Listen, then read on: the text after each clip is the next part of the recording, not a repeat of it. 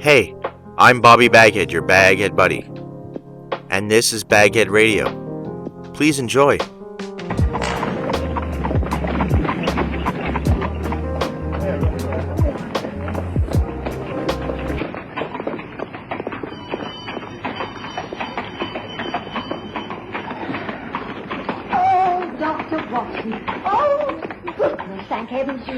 What is it, Mrs. Hudson? I came immediately I received your message. What's wrong with Sherlock Holmes? Well, I think he's busted an ankle, sir. He's had a nasty fall right here outside the house. I managed to get him up to his room, but oh dear, you know what he's like. Do come in. Perhaps he'll listen to you. He won't take a blind bit of notice of me. Come in. Do your best with him.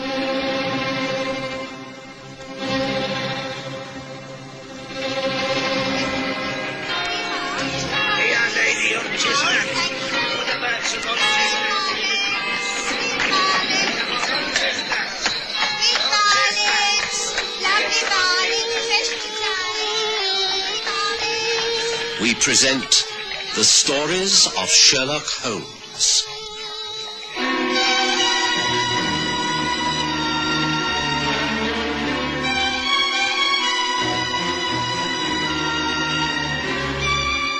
A matter of deduction.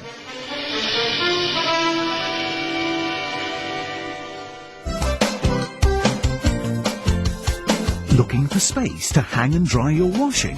Washline distributors have the solution. Their rotating and fold-down wash lines take up the smallest spaces. Ideal for townhouses, simplexes and balconies at affordable prices. Galvanized or powder-coated and available in 5 different colors. For 24-hour delivery, installation, reliable and friendly service, phone Washline distributors on 011 792 2486. That's 011 792 2486. Wash lines for every space and need. Die volgende klassieke advertensie van Springbok Radio se verlede kom met die vergunning van die Springbok Radio Bewaringsvereniging van Suid-Afrika. Net meer as 'n dekade gelede het 'n paar versiende Suid-Afrikaners bymekaar gekom en die enorme uitdagings van die internasionale oliehandel aangedurf. Vandag, met 'n topgehalte brandstof, 'n volledige reeks olies en reeds meer as 300 volstasies tot in die verste uithoeke van ons land, bied Trek jou die een bymiddel wat regtig saak maak. Trots, want Trek is ons eie. Trek in by die kwagga en maak vol met trots.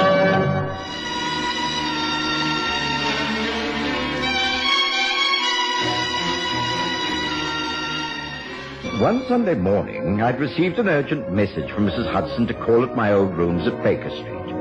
Sherlock Holmes was in some sort of trouble. Naturally, I dropped everything and hurried round. I found my old friend lying on the sofa in the sitting room with his right ankle up on a cushion. He refused to take his injuries seriously, but I insisted on a thorough examination. I told Mrs. Hudson not to bother you, but you know what she's like. She'll have to make a fuss. It's only a slight sprain. Nothing broken. Well, just hold still for a moment, Holmes, and let me be the judge. Yes, I think you may be right, but the swelling's considerable. You'll certainly have to keep it up for a while. Cold compresses will help. It must be very painful. Right, well, I think that's all I can do for you at the moment, Holmes. If you require anything else, you must just let me know. Oh, seems we have another visitor. Now, whoever it is, don't let them get you up and about. The more you rest that ankle, the quicker it will take to mend. Now, you must promise me to be sensible about this, Holmes. I know what a bad patient you can be, so just try and curb your natural impatience, won't you? Excuse me, Mr. Holmes. Inspector Lestrade to see you. Is it all right if I let him up? Of course it is, Mrs. Hudson. I'm not at death's door, you know. Oh, and put the kettle on, will you? I might as well have a nice hot cup of tea. Tea is already on the way. You will stay for a cup, won't you, Doctor? Oh, yes. Thank you, Mrs. Hudson. That would be most agreeable. Very good, sir. This way, Inspector. Ah, Holmes, Watson, quite like old times. I heard that you had suffered an injury, Holmes. Nothing serious, I trust? Very minor, I'm glad to say. Watson's just attended to me and agrees that it's nothing to worry about. Sit down, Lestrade. Now, tell me what brings you here. Surely it can't just be to inquire about my health. Oh, I was passing this way. Thought I'd drop in. Ah, I see that you've been busy reading the papers. What do you think of this body on the train? Well, there's hardly sufficient data in this newspaper report. It merely says that upon the arrival of the 2:30 train at Tilbury yesterday, a porter discovered the body of a dead man in a first-class carriage. The man was identified as Mr. Harold Brightly, and he seems to have met his death through a blow on the side of the head, although no weapon that could have caused the wound has yet been found. I presume that there could have been many reasons for this. Any theories? Hardly. You know, I never go by conjecture, only by facts. Brightly could have been struck by an assailant who left the carriage at an earlier stop, taking the murder weapon with him. On the other hand, he might have leaned out of the open window and been hit by an object on the side of the line, even a passing train. But you must have a professional interest in this, Lestrade. What have you uncovered so far? Well, I must admit that I have been called in. The Essex police asked for Scotland Yard, and I was approached. I'm happy to say that I've solved the whole case. Not bad in so short a time, eh? Brightly was murdered, all right, by his own nephew. Just a moment. Please start from the beginning. It's only from there that I can sift out the evidence and form my own opinions. Well, to start with the body. At first it appeared that Brightly had been struck a terrific blow by a blunt instrument. There was a wound of about 2 inches on the right side of his head. But, on closer examination by the police surgeon, it was found that death was due to a bullet from what would seem to be an ordinary army rifle, which was found embedded in the brain. Shooting in a train. Interesting. What position was the body in? In the right-hand corner facing the engine, although I don't consider that of any great importance. All facts are important in a case of murder, but pray continue. Well, of course, the first thing to do was to find out more about the dead man and discover a reason why anyone should wish to murder him. Now, Brad lived with his daughter in a small place called Ben Fleet on the way to Southend. He worked in the city, and yesterday, being Saturday, he left his office at about 1. He lunched at a restaurant near Fenchurch Station and took the 2:30 train. Brightly was in business with his nephew, importers, a young fellow called Roy Simmons. Roy Simmons' mother was Brightly's sister, who'd been dead for a couple of years, and in the Brightly was a very aristocratic man, travelled first class. Simmons is a bit of a wild type, not much cash, always travels third. He almost missed the train, jumped aboard at the last minute. He knew his mates in the army were in the carriage higher up, and so, and this is the interesting part, Holmes, he admits to having scrambled along the footboard outside the train to the third-class carriages. The workman on the line reported having seen a man in uniform with a rifle on his back hanging on to the outside of the train. So you think he was able to shoot his uncle through the open carriage window and then join his friends in their Well, the moment compartment? the inquest is over, I shall issue an order for Roy Simmons' arrest. And although I say it myself, I think it's extremely quick work. Oh, it's quick all right, Lestrade, there's no doubt about that, but is it correct? That is the point. Here you are, sir. Tea. A timely interruption, Mrs. Hudson. Would you like to pour, Watson? I'm somewhat incapacitated. Oh, and Lestrade, do promise me that you won't make any move on this rather unusual case until I've given the matter far more thought, won't you? 2 sugars for me, as usual. Thank you, Watson. Holmes managed to steer the conversation away from Lestrade's latest case, but I could tell that his interest had been fully aroused. He motioned me to stay on after we'd taken tea, and when Lestrade had left, he once again picked up the newspaper and studied the account of the murder. Singular case, Watson. Of course, Lestrade is flushed with pride, and I suspect that he only called in here to show me that he was in complete command of the situation. Well, he does seem to have a very good case, Holmes. I question that, Watson. Unfortunately, I'm unable to carry out a full investigation. I can only think the matter out from this couch. As you know, I always like to visit the scene of the crime personally and collect my own facts from first-hand observation. But this wretched sprained ankle prevents any such course. I can but rely upon second-hand evidence. You wouldn't be prepared to act for me on this matter, would you, Watson? Well, I'll do everything I can, Holmes, but as you know, I've not your powers of observation and deduction. I could very easily jump to the wrong conclusion. Not nearly as readily as our good friend Lestrade, I do assure you. So you will help? Well, if I can, of course, yes. Good. Then the first thing I would like you to do is this. Oh, dear. Does seem to be my morning for visitors, doesn't it? Mrs. Hudson will be asking for weekends off in future.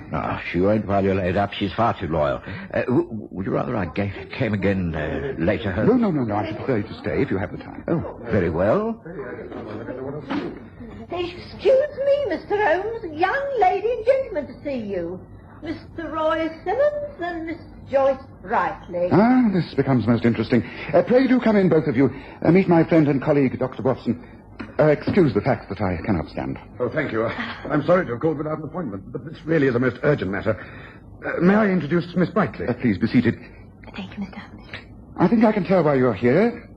You've been interviewed by Scotland Yard, have you not, Mr. Simmons? And you fear an immediate arrest for the murder of your uncle. Oh, that's true, Mr. Holmes. But I didn't do it. I swear I didn't do it. He didn't, Mr. Holmes. I know he didn't. Oh, please, can't you help us? I will certainly try my best. If it's any consolation, I must say straight away that I believe you are entirely innocent, Mr. Simmons. I'm quite sure of that. But how can we prove it? That is the tricky question, isn't it? Only by finding the true murderer.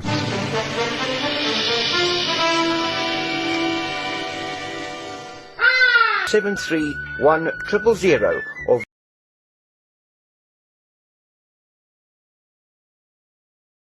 visit their website at www.restinations.co.za/Sundown Ranch.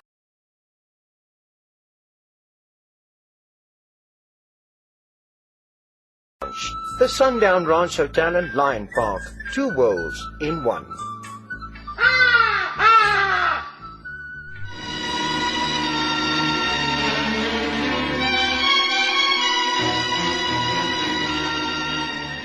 I had a chance to study the young couple and quickly formed the opinion that although they were cousins, they were very fond of each other.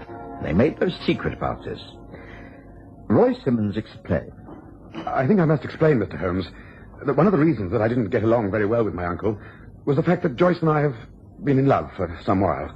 There was a resentment upon his part. We tried to explain. He wouldn't listen. He was always a very stubborn man. He was against cousins marrying, and, well, I know he thought I just wasn't good enough for Joyce. I think that had he lived, he'd have come round to accepting us together. But then this dreadful tragedy occurred, and for the way that Scotland Yard works it out, things look very black for us. That's why we decided to come to you. Oh, please, you say you believe in Roy, but that you have to find out the true murderer. But how can you do so, Mr. Holmes? There is simply no one who has a motive to kill my father. How can there be? All this will be revealed in good time, Miss Brightly. I've requested Inspector Lestrade of Scotland Yard not to make any positive moves against Mr. Simmons until I've had time to collect many more facts. Tell me when the inquest will be held. On Tuesday morning. It means we have so little time. I suppose you'll be unable to be present, Mr. Holmes. My good friend Dr. Watson tells me that I must remain here and not put any weight upon my injured ankle. I regret that all inquiries will have to be done for me by Watson. However, I see no reason to despair. I take it that you can hold yourself available for any interviews or journeys that I can arrange on your behalf, Mr. Simmons? Oh, yes. Yes, of course. Here's my card. I live in a small apartment in Ashworth Road, Paddington. I'll be at home from now on. I shall be back at the family home at Benfleet. Please feel free to call me at any time, Mr. Holmes. It's imperative that this dreadful tragedy is solved immediately. I shall certainly do my best. Just a few questions before you leave, and then the investigation will be taken over by Dr. Watson. Now, a detailed account of your movements from the moment you caught that train in your soldier's uniform, if you please, Mr. Simmons. Roy Simmons gave us a clear account of his actions of the previous day, and I could tell from the frank and yet clumsy way he told his tale that it was the truth. It was a confession of some bravado, but I believed every word of it. Holmes sat back on the sofa, the tips of the fingers of each hand placed gently together, his eyes half closed as though picturing all he was told. Eventually he smiled and dismissed the couple, promising them that he would take action immediately. When they'd been shown out by Mrs. Hudson, he made several immediate requests. Firstly, Watson, my books. Railway timetable and ordnance maps from the shelves by the fireplace, if you don't mind. Yes. This case is becoming remarkably interesting. I think you'll find the red brown books are the ones. A 6-inch survey map that covers the countryside from Rainham to Purdham. Let's see. These ones you want? Yes, those are they. Yes, now this is what I'm looking for. Come, study this with me, Watson. You see, here is the railway, and here, running alongside, is the country road. Now, it breaks way round about here, because it enters Rainham Marsh. There are rifle ranges there, and here. Now, this presumably was where the reserve soldiers were doing their afternoon practice. Roy Simmons must have been shooting on this one. Yes, this is most interesting. I'm afraid I must ask you to take a trip down to Raynham, Watson.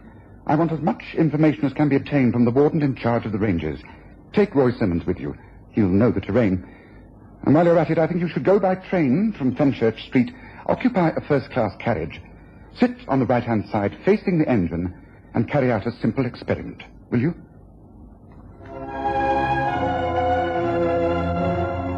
Of course I agreed, and some 2 hours later found myself on the South End train from London. I had the maps open upon my knee, and Roy Simmons explained the countryside in great detail. I was very conscious of my own inadequacies, realizing that Holmes would make far more out of everything than I could. But I tried to follow his instructions as carefully as possible. Now, what I wish you to do, Simmons, is to stand up over there by the opposite window and hold that walking stick as though you would a rifle. Now, point it at me. Now, hold your aim as steadily as you can. Very well. I think it won't be easy. I might add that I'm not the best of shots. That's why I was part of the team that had to put in extra practice. However, here goes. Yes. Now, you mean like this? That's it, as though the stick's coming through the window. Tricky. Oh. How's that? Yes, I think I see what Holmes is after. You're having a hard time pointing that stick accurately. And if you were outside on the running board, holding on with one hand, it would be virtually impossible to aim accurately through the window. The motion of the train has thrown you off. Well, that's one theory taken care of. Thank goodness for that. I don't mind admitting that I was scared stiff hanging on out there anyway. It was only my mates cheering me on that kept me going. But, Dr. Watson, my uncle was killed in this train. I didn't do it, so who the devil did? Well, I can't answer that, but a glimmer of light is beginning to dawn. Perhaps after we've visited the rifle rangers, we shall have a better idea. How much farther to the stop where we get off? And will there be anyone there on a Sunday afternoon?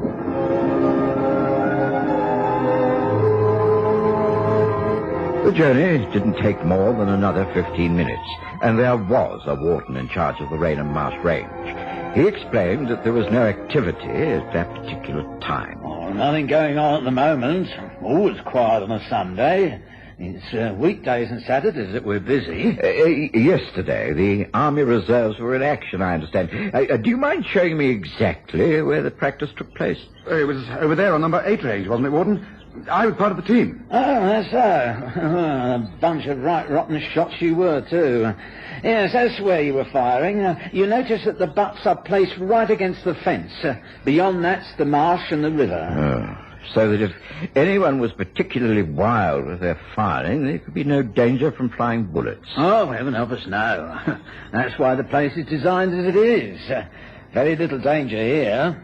The red flags go up, of course, and no one's allowed to walk across. Never been any accidents, I'm thankful to say. Of course, on the other side, there's a house or two and the railway, but, the fire doesn't go in that direction. Excuse me, Warden, but wasn't there other activity going on down here during yesterday afternoon?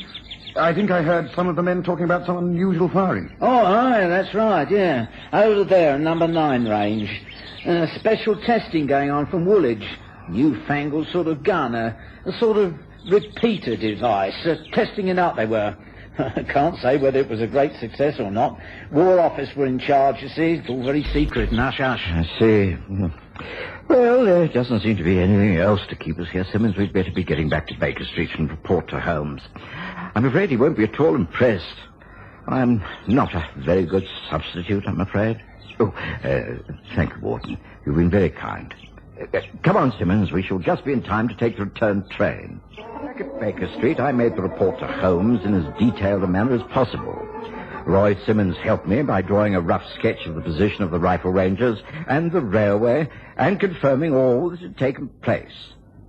Holmes was naturally impatient and annoyed that he had been able to conduct the investigation in person. He studied the survey maps and our sketches in great detail. It's no use, Watson. I shall have to go down there myself. Oh, but Holmes, you can't. It's important that you do not use that leg in its present state. I shall take a stout stick and put very little weight upon the ankle. I'm quite convinced that the answer to this case lies on that rifle range.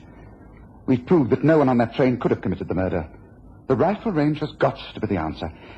Please, be good enough to get in touch with Lestrade at Scotland Yard. He must hire a four-wheeler, and we shall drive down there. Now, there's a path that goes across the marshes. I shall conduct the investigation from there. Come. Enough time has been wasted as it is. We must get back to Raynham while it's still light. Hurry, Watson, hurry. And so, yet again, I made the journey down to Raynham. Holmes was silent for most of the journey, and I could tell that Lestrade thought the whole thing a waste of time. Once on the rifle range, Holmes produced some powerful field glasses and studied the countryside. He seemed particularly interested in number 9 range, where the new rifle tests had been conducted. Most extraordinary. It's very good of you to give us so much of your time, Warden. Tell me a little more about this test rifle. Was it held by hand by one of the men from Woolwich? Oh, no, sir. A special clamp was used to hold it quite steady. Very powerful gun it is, too. Something went wrong right at the end of the test. It slipped from the clamp, I believe, and the last round must have gone off over into the river over there. Ah, something went wrong and the target was missed. That's just the information I was looking for. Watson, Lestrade, study the scene before you. Imagine, if you can, what would happen if bullets from a highly powered gun got sprayed about this range. I can't see that it would make much difference. As the warden says, they would simply have gone by the target and into the marsh or river. Yes, unless one bullet was deflected in some way. It is possible. In fact, more than possible. Watson, lend me that rather burly shoulder of yours to lean upon. I'm about to hop my way across the grass and show you just how Brightly was killed. It was not murder at all. It was a pure accident. Come, let me explain. As we helped Holmes to stagger across the rifle range, he began to explain his theory. It all began to make sense. Even Lestrade was impressed and forced to listen. I was staggered that the facts could have been placed together so accurately without Holmes having been anywhere near the scene of the death. It was clear from the beginning that Simmons could never have killed his uncle. In the first place, if he was on the train, then he would have had to fire at very close range. A rifle bullet would have simply gone through the man's head and not lodged in the brain. It was obvious that the bullet that killed Brightly was very near the end of its flight, and so must have been fired from a long way off. Now, although the rifle used on this range was pointing in the wrong direction, supposing it hit that metal flagstaff in front of us, it would then have ricocheted off, been deflected, and entered the open window of the passing train. A bullet deflected in this way usually turned over and over in its flight, and that would account for the unusual size of the wound. There, look up there on the flagstaff. That is a recent scar where the paint has been chipped away. I submit to you that that is how Brightly was killed. Check the times of the train against the last round fired by that new rifle from Woolwich, and I think you have the case solved. Don't you, Lestrade? And an innocent man will be able to go free. Saved purely by a method of deduction. Elementary. Not so, my dear Watson?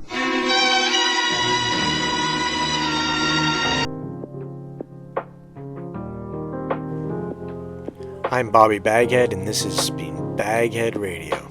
Stay tuned for more. Click like and subscribe, comment below.